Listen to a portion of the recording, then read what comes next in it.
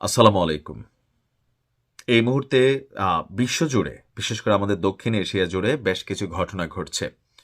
এর মাঝখানে আমার খুবই পছন্দের মানুষ এবং আমি বিশ্বাস করি আমার ভিডিও যারা দেখেন, কাদের পছন্দ একটু কমেন্টে জানাবেন। ইমরান খানের। ইমরান খানকে নিয়ে খুবই চাঞ্চল্যকর অবস্থা চলছে পাকিস্তানে। আপনারা জানেন যে ইমরান খান বেঁচে নাই, এটা নিয়ে একটা লম্বা সময় গেল। এরপর হচ্ছে ইমরান খান বেঁচে আছে, এটা নিয়ে আমরা তথ্য পাইলাম। কিন্তু এগুলা ছিল থার্ড পার্টির মাধ্যমে।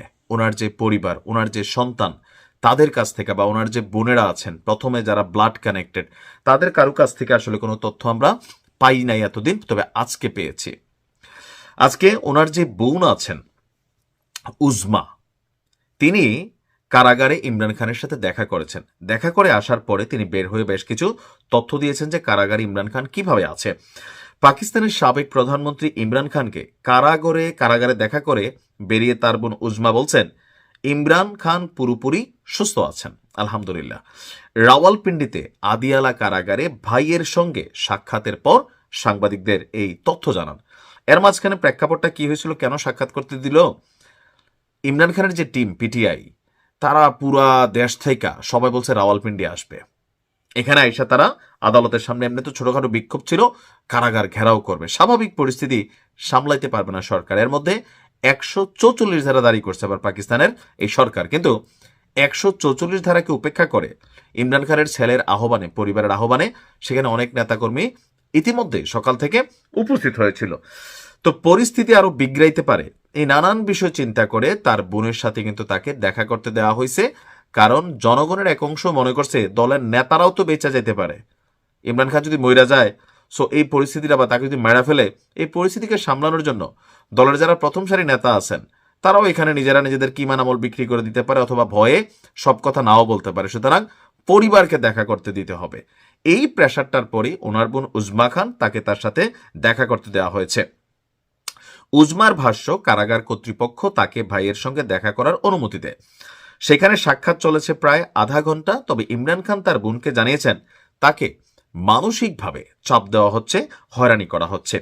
সারাদিন তাকে কক্ষে রাখা হয়, বাইরে বের হওয়ার সুযোগ খুবই কম, কারোর সঙ্গে যোগাযোগের কোনো সুযোগ নেই। তিনি বলেন, আমি বোনদের সাথে কথা বলে আরো বিস্তারিত জানাবো।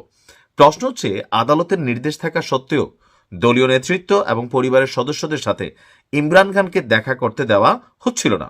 এরপর থেকেই এই নিয়ে পুরো পাকিস্তান জুড়ে আপনার মানে আন্দোলন, তারপর হচ্ছে বিভিন্ন দাবি দেওয়া, ঘেরাও, তো সবকিছু। তবে সরকারি কর্মকর্তারা বলছেন কেন আসলে এত কাহিনী।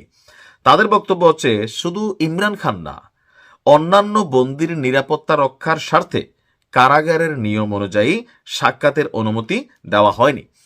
এখানে নানান ঘটনা ঘটতে পারে। তবে ইমরান খানকে মানসিক যে হয়রানিটা, এটা হচ্ছে তাকে পাকিস্তান ছেড়ে বিদেশ চলে যাওয়া, রাজনীতি থেকে মুচলেকা দেওয়া। যেমন 111 সরকারের সময় জনাব তারেক রহমানকে মুচলেকা দিয়ে বাংলাদেশ থেকে পাঠানো হয়েছিল যে তিনি আর রাজনীতি করবেন না, তিনি পড়াশোনা করতে লন্ডনে চলে যাবেন। বেগম খালেদা জিয়াও সম্ভবত সেখানে স্বাক্ষর করেছিল।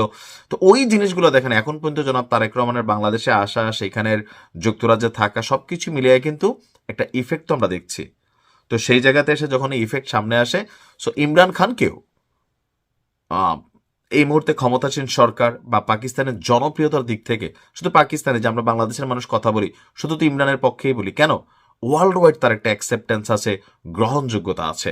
আর এই বিষয়টাকেই ক্ষমতাসীন সরকার ভয় পায়। যাই হোক, ফাইনালি বড় কথা হচ্ছে তিনি সুস্থ আছেন। ভালো থাকুন। আসসালামু আলাইকুম।